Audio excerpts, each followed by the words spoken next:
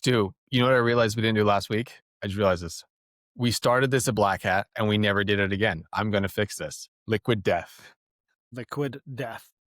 There you go. Now we can get into it. All right, dude. So we got a good episode lined up. I'm excited for it. So, but before we dive into talent shifts, AI safety, I've got a quick one for you. Why do hackers never get invited to parties? Here we go. I don't know, Connor, why aren't hackers ever invited to parties? Because they're always fishing for compliments. My goodness. How Dad did I jokes are know? alive. That's it. The dad jokes live forever. Love it.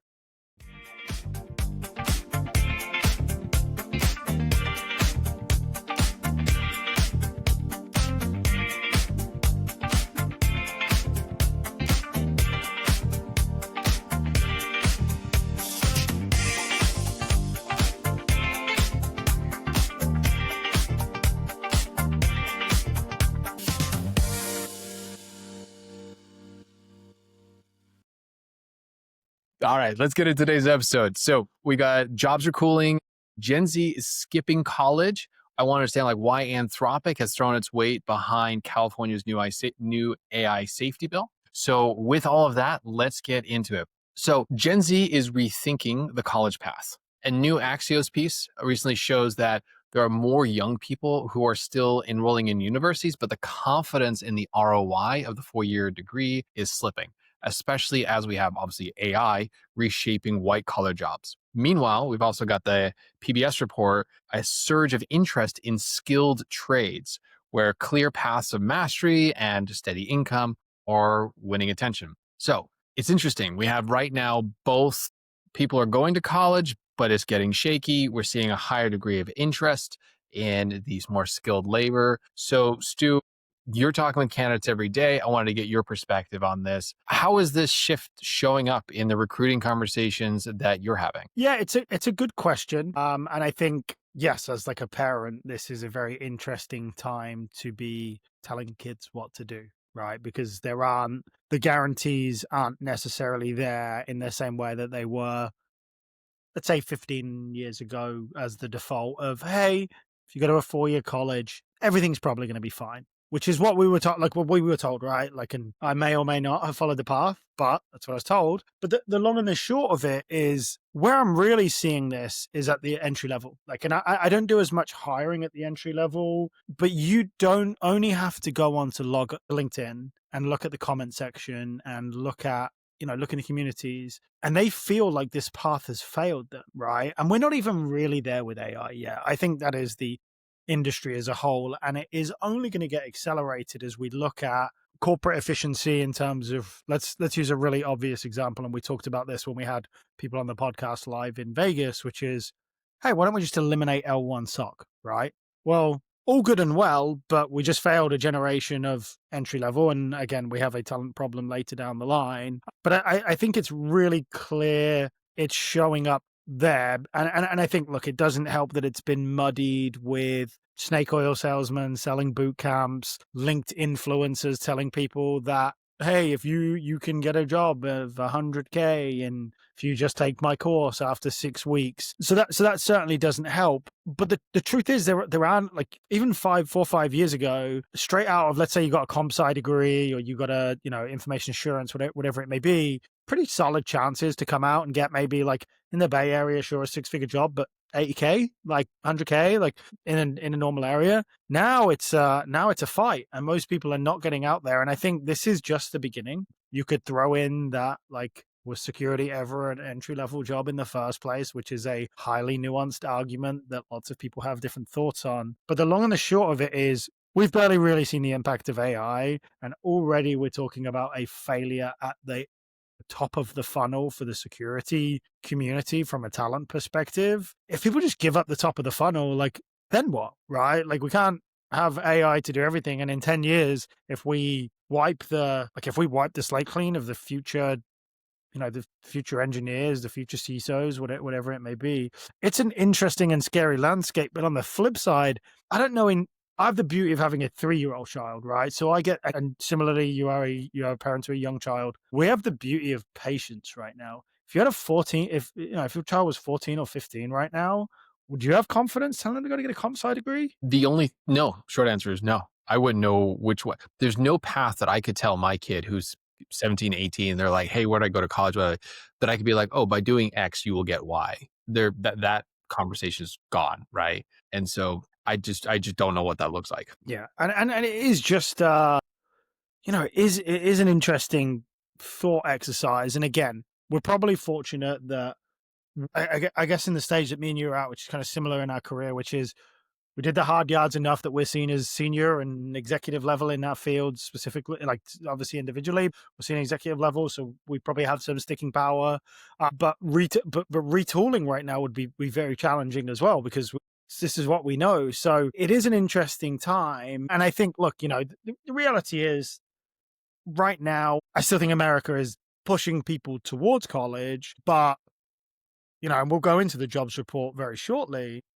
The long and the short of it is this ideology of going to do a college degree was to become an employee, right? And if the future of employment, like you can go if you go all in on the AI train, which some people do, and some people are almost very far off. Everyone is going to, like in their mind, everyone's a business owner. Everyone is self-employed and everyone creates their own ecosystem based on how easy it is to deploy. What do you need a college degree for, right? Like, because no one's teaching that in college. And so it is, we are at a very interesting crossroads. And again, I am grateful that I have young enough kids that I don't have to tell them what to do yet. But it is interesting. And I don't blame the attitude for shifting because, we as a generation, we've kind of probably oversubscribed on knowledge workers in truth. And I can't get someone to my house to come and fix the windows for 3 months. So does there need to be some level of balance? Sure. But we'll probably end up going the other way, right? Like that's the thing. It gets very faddy and then that will become saturated. So I think like pulling it back to security, fear, and this is maybe less of a college thing, but I do fear that we are losing the next generation of security professionals by either gatekeeping or scaring them off. That's really, yeah, I think there's some good parts in that. Like one of the things, so I want to revise my answer. When you say, what would you say? This is what I'd say to anyone who is getting going. And that is to get really outcomes oriented in how you are training yourself and thinking about what are the skills that you're going to build, not what are the pedigrees or titles that you're going to pursue. And I was fortunate enough that when I started on my journey, and I remember clearly I was 17 sitting on the back porch of a place called Gerber, California, which no one should ever visit or even Google where it is because it's nowhere that any human should have ever lived. And I was there and I was wondering, like, do I go after a 4-year university or do I go and do this year-long event at my junior college where I went through like the Microsoft Academy and the Cisco Academy and the Security Academy, like went through these things. And you came out the other side with these really specific skills and certifications. And at the time, that was a bit of an aberration or a huge aberration from the path. But I had some people around me and they encouraged me like, hey, you can go with these certs, go make some money. And like, that was really important at that time. And so I wonder if we actually we have the next generation of education really becomes less around, do you have a 4-year degree, but you have a collection of modular skills Yes. and you're in this much smaller horizon. And so doing that with quality will be really interesting to see, but I think that will likely be, well, that's going to be a path that people will choose. And look, the truth is, right, the 4-year degree is not an option for everybody, right? Like it is easy to jump to a position of privilege and say, hey, just get a 4-year degree. It's expensive. And even if people work their way through it, like not everyone has the luxury of being able to go and do that for 4 years, right? And so if we look at leveling the playing field and the barrier to entry, you can, this is how you create like an equitable workforce also, right? Because if it is I think when we were doing some prep, you mentioned the word like apprenticeable, right? Like I grew up in quite a working collar place, and obviously I've become a bit bougie because of my wife now. And I think everyone, anyone that shakes my hands knows that I've never really done a hard day's work myself. They're very soft, but the long and the short of it is I grew up in a very working class background. A lot of my friends from home are working class, and I hate using that term, by the way. It sounds crap, so I don't know how else to say it, blue collar, whatever. But I did apprenticeships, right? Bricklaying apprenticeships, or carpentry apprenticeships, because and you kind of on the job figured out if this is real. And look, I mean, the stakes are as high when you're building a house as they are when you're working in a sandboxed environment or doing kind of low level, like alert. I don't know. Is there a an apprenticeship-ish style, because also like you don't have to commit 4 years of your life. I know plenty of apprentice bricklayers who aren't bricklayers anymore because it turns out that sucks. But once you commit 4 or 5 years and $160,000 to a 4-year degree, that's an expensive U-turn. It is. And then you layer on the fact that that expensive U-turn, I was just doing some quick lookups here. The United States, we owe like collectively inside the United States, $1.8 trillion in student debt is what we're Yeah, being carried right now. yeah, And every year on 4-year degrees, the American population hands over $700 billion. I mean, so it'll be interesting to see what the second degree implications are going to be on this, because you and I are talking about it now from like, what's the perspective of the individual who wants to get educated and where their job's going to be. But let's say they drop that 20, 30%. That's a huge revenue decrease for for the sure. educational industrial complex. You know what happens to all that. So this is going to be a huge shift. It's a tectonic It's shift also, that's going to be it's coming also our a way. huge shift in the podcast, Connor, if we start talking about where the 200 billion from lack of college education gets misplaced. So we'll try and keep it to security, but we can go down some rabbit holes.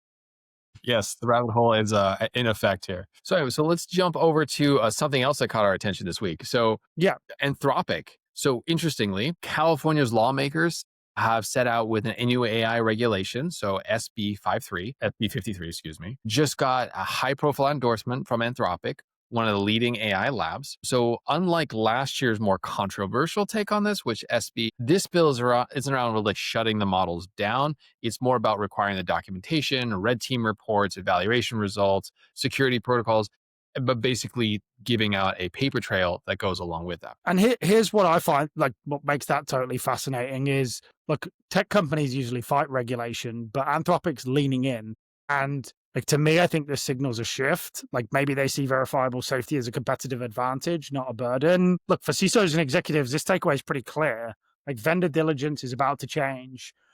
Third-party risk reviews may soon include AI safety dossiers, red team evidence, and even calibration data on when models refuse to answer. Connor, I know this is your world. Like, if you're advising a board or procurement team today, what should they be demanding from their AI vendors right now? So, one of the things that I appreciate with the direction of this bill, historically, AI legislation has been around trying to say if it is this big, then it must be overseen by this arm of the government. Like this was an early thing that came out of the White House a few years ago, and that got shut down. And we've moved, thankfully, from that kind of idea where like scale and size and complexity equals dangerous. And we're now moving into a more nuanced world where we can say, do you have the ability as an AI lab to demonstrate at least good governance and oversight? So I would say where we are fundamentally in our journey right now is we are as an industry at least trying to demonstrate some level of diligence and governance.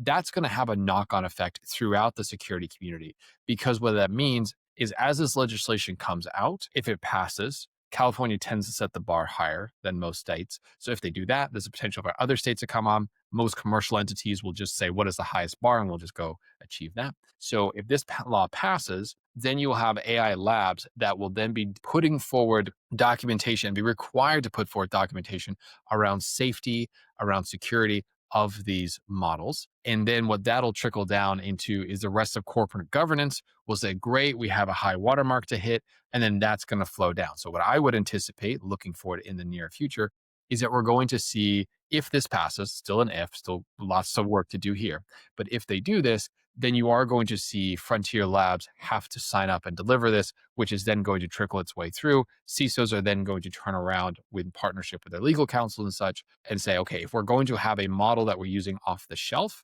then we are going to, in our products, then it's going to have to be compliant with this law. Now, I think this is pretty kind of simple cascading things. There is an interesting perspective to take, an alternative perspective, which would be me saying like, this is regulatory capture. Are we getting the space where only the big labs are going to be able to fulfill these requirements? But we are so early on in AI right now. And the bar for success, like the requirements that we're putting on these labs is so low. Basically, industry has said, are you functional? Yes or no. If you're functional, we will pay you money. I'm happy to see some direction in where there's more transparency in the work that's being done in this. And we see that Anthropic is someone who tends to lean in. They just released their threat report. They do a good job with this. They've done this pretty consistently. So I think what this will end up doing is it will obviously, if this passes, then we'll see all of the labs start to release standardized style documentation on a regular cadence. Because sometimes they do it, sometimes they don't, and we'll get more consistent with that, which ultimately I think is a good thing for corporate governance when you're thinking from an enterprise risk governance perspective and pulling these apps in. Do you have any speculation as to why Anthropic might be leading the charge on this particular bill and regulation push? There's no inside baseball. It's simply, I have some speculations based on their historical precedents. So Anthropic has been, of the major labs, from the media I consume and what I'm reading and I'm seeing, I see them to be one of the loudest labs. So not saying a lot considering how loud these players can be. But Yeah, Anthropic is typically the one who will have a major headline, or they'll make a statement like, oh, we're never going to take investment from the Middle East. And then they do. And then they're like, well, the landscape changed. We changed our mind. Fair play. But they would come out and say something like this, and then they would change. And so they have a corporate culture of being principled when they can and being loud about being principled. And that's not a bad thing. I think that's just part of the DNA of the way that organization is working. So I am happy to see that there is a lab that's willing to have a point of view and show up on this. And all I would actually ask is, like, in a democratic society, we should have more voices in the room. So if Anthropic shows up, let's say there's OpenAI as an organization has a point of view on this, they should also show up and have a point of view. Now is the time to have that point of view, not yeah, after we've passed the legislation. agree. Yeah, And they're behind. I think it adds pressure as well, right? Like when somebody starts, they're telling everybody that it's time to get in the room. Look, shifting gears a little bit, I'm going to step in on something that I think is pretty useful for me to share, given my what I do. Let's talk about the recent job market reports, right? Like I think everybody has seen across the news that the job market has hit a turning point. The Axios reports that revisions wiped out nearly 1 million jobs from last year's total. And this is the largest downward correction in history. And for the first time since 2021, there are now more unemployed workers than open roles. I know that, the long and the short of it is people have talked about it being a harder job market, but the data now is as pointy as it has been. Look, the headline is pretty easy. It's slow down. But there's nuance, right? And this doesn't mean that companies are slamming their brakes everywhere. It probably just means that budgets are getting tighter and that functions now really have to prove their worth. For security teams, you're a CISO, you know this, right? That's a double-edged sword. CFOs are going to question new recs. But look, if you can show throughput gains per analyst with copilots, like faster detection, quicker incident response, and you're doing a good job, particularly as businesses are trying to innovate with AI, you can protect or even expand headcount, right? Like the winning metric really isn't body count. It's cycles return to mission critical work. So look, Connor, how do you think security teams should be responding in this climate? Like what's the smart play? What do you automate now? And where do the people still need to be at the wheel? So the security community is at the same time not able to, we are getting railroaded by the sheer volume of security issues that are being brought in through these agentic coding systems, these copilots. So we are both in this one moment. We've got incredible amount of new vulnerabilities coming in for the organizations that are adopting these agentic AI systems. We talked about that last week. And so you could say, oh no, the risk is going up. So therefore, maybe we need more security teams. But no, but that same breath where there's more risk coming into these new AI systems, we also have a downward pressure on our hiring, whether it's frozen or whatever. So it's actually, I think it's very much towards what we were saying earlier. It's, if you want to have a conversation as a CISO, as a security leader, about increasing the headcount on your team, I think there are two things that are incredibly important that need to happen. One is that headcount. You can't go back to using historical metrics. There was a time and a place where we would have said, we have X amount of engineers, therefore we need Y amount of security. Correct. No longer works. That hasn't worked for 3 years. If you're trying to play that card, stop playing that card. That doesn't work. What you need to do is what you were saying earlier, which is saying, okay, we have these mission critical missions or mission critical initiatives that we're after and we're trying to achieve. To get there with this level of risk tolerance within our comfort zone, making sure our controls are in place, here is the strategy to get there: people, process, and technology. And from then you can back into the amount of people that you need. But the number one question we're always going to get asked is, are you truly getting enough out of AI? Now, there are two things I would say around that piece. So when it comes to security leaders getting the most out of AI, I think historically, sorry, not think, but like my experience of working with CISOs and talking and the conversation I'm having as a sector of technologists, we are the least risk on there is. Like we tend to be very risk adverse to technology changes and such because for a few reasons I'll get into later, but because we're risk averse, we've been slower to adopt AI systems thoughtfully and intelligently from end to end. We tend to, as a community, rely on our vendors and wait for the vendors to productize something before we truly adopt it.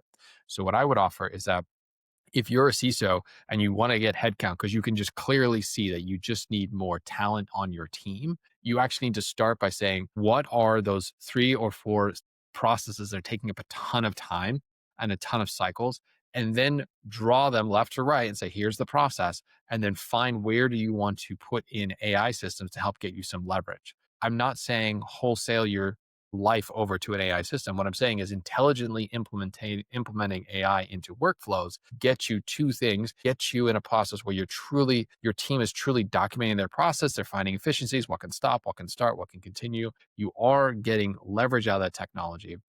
But you also then can now hand on heart when you go back and say, actually, we would like $250,000 a year to hire this engineer. You can say, here's the case for this. We've actually gone through and done the hard work of rebuilding our processes with this new technology stack. And based off of this, we know we need this headcount left over. So it's never going to be quite that simple. But if you can do those two things, tie it back to those mission critical initiatives that are underway, and then two, will go through the effort of rebuilding your most time intensive and labor intensive processes with a thoughtful plan of like, here is how AI is going to go. AI is going to be interjected into those or integrated into those processes. That puts you in a spot to be where you can have a meaningful conversation with finance and with whomever else you need to have that conversation with to get the headcount. So And that's where I land at the moment. yeah, and look, the long and the short of it is, I think there's a lot of CISOs doing a really good job of this, right? I think every market is different. And I think we're probably sort of bottom of the security market in 2023, probably like top of 2024. And like my viewpoint is this a great job market for security? No. Is it closer to a pre-COVID market? Probably not at a leadership level, but maybe at an IC level. I think we're seeing, I think, look, are we continuing to see a number of unpopular return to office initiatives? Sure. But like, I think that just is the nature of the beast now. But I think what's exciting is we are now, a lot of these younger companies that have spun up using AI are now in the position where they're looking at security and making security hires. And we went through a wave of no net new companies and no net new jobs. And I think we're now at the point, and these might just be founding security engineers, right? Like, do I think there's not the 55-person team build outs that we've done historically in a Series B company because, whoa, let's go crazy. But we're seeing a lot of like, hey, we're hiring our first security engineer. And it's felt like it's been years since we've done that. But whilst the market in tech was very quiet in 2023, like in 2024, a lot of these businesses that were spun up and have now had, Series A funding and Series B funding, like because of the speed of AI and how quickly these businesses get from zero to unicorn or acquisition for 2 billion in 3 years, like the security programs are built quicker. So again, we've probably had better job reports and worse security markets. I don't think this is and again, like I'm sure there's people who are struggling to find work that disagree with me, but anecdotally and looking at and again, this is based more on sentiment than data. I feel like we're in a stronger market today than we were 2 years ago for cybersecurity hiring specifically. I could see that. I could definitely see that. And I would also just say to my other point earlier around tying those hires, I think the reason you're seeing those hires happen, and certainly around the founder engineering, again, my kind of reading of the tea leaves here would be because these AI systems are starting to take off, the value is there. And where there is capital, that you will see people trying to protect those investments. And I think if I was to look at what got us to that incredible hiring spree we had for a very long time in cyber for all those years, we had a lot of venture capital dollars going into SaaS companies. And as those started to scale and they were like, wow, we are really close to enterprise value very quickly. It's where we need to be. the security market was ready to support that. Now we're seeing the same thing with AI. The dollars are going into AI systems, are going into frontier labs. So I would expect that that's where the security teams are going to go. I'm not sure if you agree or disagree on that Yeah. hypothesis, but No, I think it's, I think it's again, I think you're right. And I think it's, yeah, I think it's exciting to be at the start of new is fun. And I think we're about at a time where, look, it's important to be seeing these new companies hiring security because, again, like the lack of net new jobs was killing the industry and allowing for a lot of like, it was frozen in place, right? When there's nothing new, people are playing, what is it they call? It's the great stay right now. They were job hugging. That's what the kids it's call it job now. They were hugging. job hugging, holding on to their jobs versus trying to get out for new ops. All right. That's a really interesting phrase. I don't think I'd ever heard of job hugging before. It's Yeah. like, but I This like, is I'll run why with that. it's useful to have at least one Gen Z person on your team. So shout out Ruby, who's down with the kids. There you go. I think we're just getting old. So interestingly enough, transitioning from that back, OpenAI just published this new explainer on model hallucinations. Did you see this? I Really haven't seen it. interesting. They're saying, so OpenAI releases these papers and they're saying they were trying to explain hallucinations, or excuse me, not trying, they did explain hallucinations. The answer is it isn't just bad data, it's the way these models have been trained. And they're rewarded for confident guesses even when they're wrong. Okay. The fix I know a few drunk guys who get like that a little bit. I did a few podcasters of that nature. Yeah. Um, and it turns out the fix isn't just better models, it's better objectives, rewarding systems for saying, I don't know, even when the answer isn't clear. So I think this is really interesting. And I think this is a really important shift. And it's really interesting to see this happen. So, because for most enterprises, the risk isn't just the occasional mistake. And this is what we've talked about in the past when we talked about chaining agentic systems together. We've explained this on the podcast before. It's not just these occasional mistakes, it's this confident wrong answer with no handbrake on it. And whether it's reputational, whether it's legal, whether it's operational risk, like we start to see a lot of that show up and compound. So, I think there's a really simple, like maybe call to action here. And we need to stop asking vendors just how accurate these models are, but how calibrated they are. And the calibration isn't just it's really around the sense of like, will you tell me when you don't have the answer? So do they abstain? Where are they for human review? What are the feedback loops? This is where I think really risk management needs to dive deeper into working with these frontier labs instead of saying, do you have like these classics like safety papers or SOC 2 on the security side or whatever these things are? We need to go in a little deeper and we need to say, okay, what is the incentive system that these models were trained on? And that's a particularly nuanced conversation to have. And not everyone's going to be able to get the time and attention of a frontier lab to have those conversations. But that will be a meaningful conversation to be having with these frontier labs. Yeah. No, it is interesting. And remember life before? Well, we don't because we're young enough, but like, this is just what life was before the internet. Like, not, hey, I'm going to Google that because I think you're wrong. It was like, Mhm. hey, no, like the sky is definitely red. Like, it is. Like, just Yes. you're looking at it wrong. And it's like, no, like, we can't validate that. And the legends of the pub stories and whatever, like, it's just confidently wrong. And then the stories. So it is interesting that we're now dealing with that with models, but also like how many people are blindly like, people are using this for search right now, right? Like people are Yes. doing their research based on this. 99% of people trust everything they read on the internet, And there's which a is reason. Yes. disgraceful, which is why we all hate each other, first of all. But Mhm. anything that almost like professional, we have come to trust. Like we trust almost everything we read on our phone, right? Or on our laptop. So, and those guys over at OpenAI sure do seem smart. So I'm going to put my trust in, okay, this is my research. Okay, well, you're wrong. Like, and how do you, like, here's two questions, right? How as humans are we validating that or cross-referencing that? And then at what point does that become counterproductive to these shortcuts if we have to fact check everything because we don't trust it? So it is an interesting point of like, okay, well, if that's the case, and like, what is our first base layer of validation? So I totally hear you on that. And one of the things that like I appreciate what OpenAI is doing here is we know we have a hallucination problem in the industry. We all kind of talk about it, but no one's really come up with here's what we're going to do about it. And Yes. so now that they have said, and they're like the voice, and they have said, We recognize what is wrong. It is not the data. We don't have a data problem. We have a way that we train our model problem. That, I think, what we were saying earlier, really allows us to reset the Yeah. tone with the frontier models again. In the same way we said earlier with that legislation out of California, where they want to say, okay, we're going to require that you have trust and safety reports coming out on these scheduled intervals.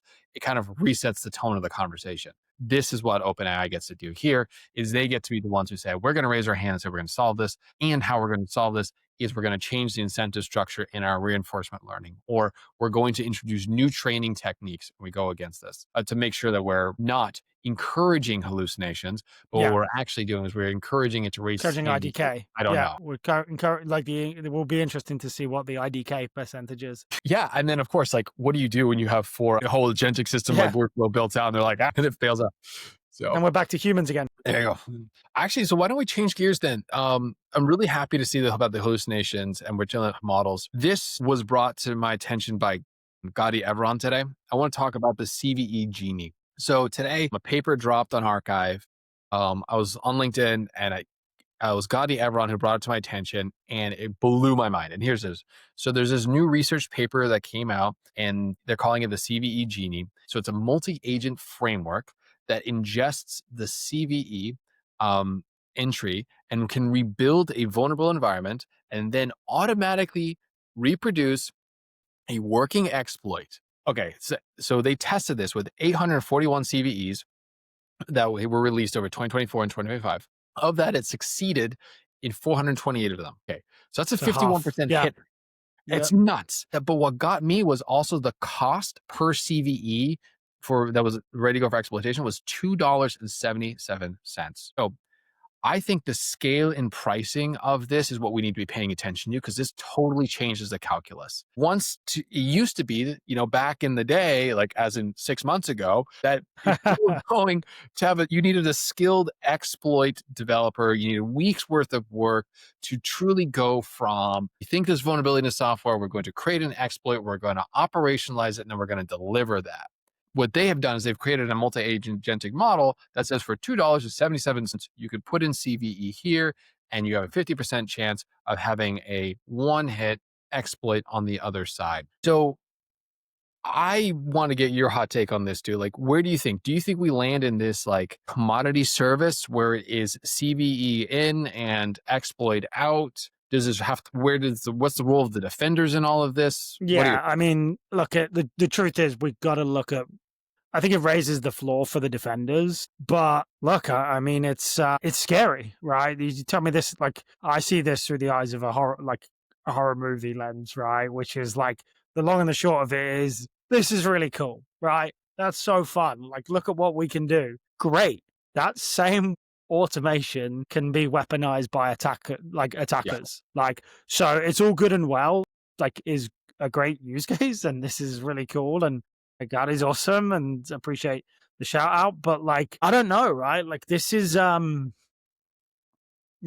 this is from an attacker perspective. Yes, I think the defenders can scale, but offense in these types of scenarios is like moves faster and has less hoops to jump through to weaponize this, right? Like, I actually think we're very slow, like as an industry, we're actually quite slow to mobilize on defense until the moment, right? Like, I think we're very good at like, what should we do? How do we go about this? I think we're really good in the battle, like when there is a crisis and when there is an incident, but like, if I'm sat on the dark web or in underground channels, I'm like, oh shit, this is great. Like, let's go.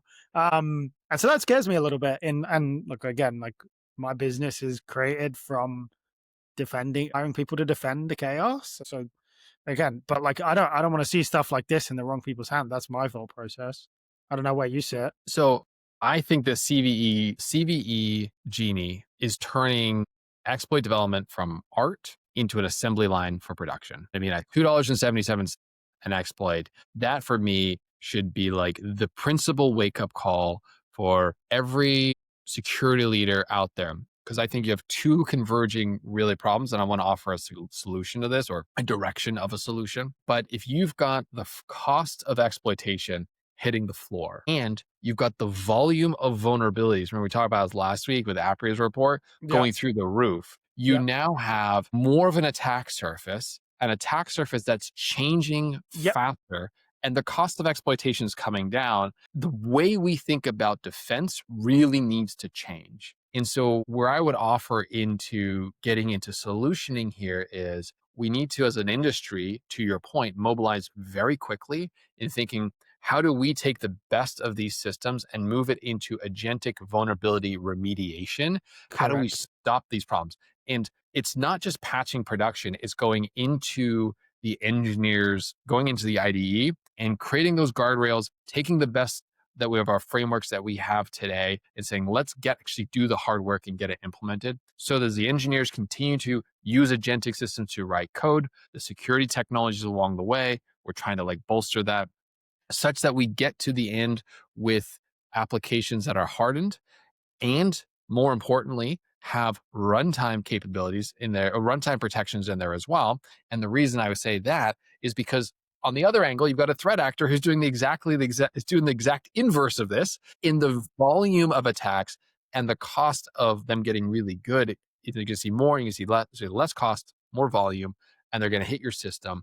And so you're going to need to have a really good defensive capability to handle this as well. So we've got to start thinking through, how do we take these agentic systems and start thinking about agentic vulnerability remediation throughout the entire Yes. life cycle, and then having robust defenses in place. Because right now we're talking about, how do you take a CVE and get it to an exploit so it can be delivered? The next logical step of this is to build for threat actors to build out all the harnesses and infrastructure to get those exploits delivered and those payloads delivered properly and effectively. And that's the kind of that's the last mile, and that's tricky. But boy, we're going down there really fast. Yes. So Full we're speed, not full far away freight. from threat actors having that. Yeah.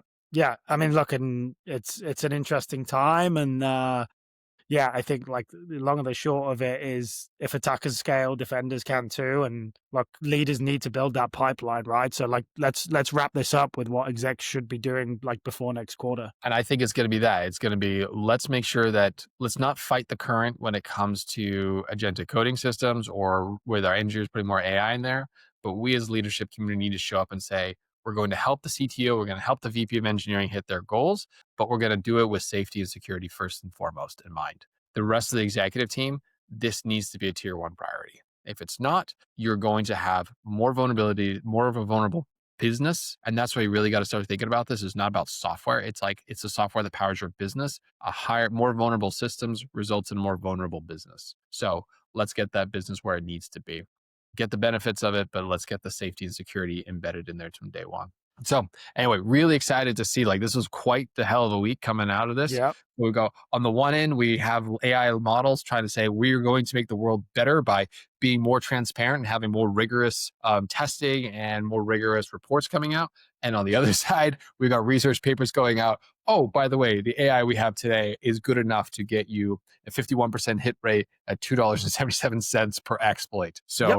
we're in it. So the Black We Mirror are in continues. it, and that's what the podcast is for. So I think, look, we're trying to unpack it all. We're trying to make sense of it all. I don't know that we ever will, but hopefully we're saying, well, at least some people are thinking, which is, how do I wrap my head around this, and what do I need to be doing? So look, if you liked what you heard today, please follow Zero Signal on your favorite podcast app, anywhere your podcast can be found. Leave us a review, share this episode with a colleague or a peer. It really does help us grow this community. And look, we'd love to hear from you. Drop a comment, send us a note, tag us on LinkedIn with your thoughts on today's topics. And until next time, thanks for listening to Zero Signal.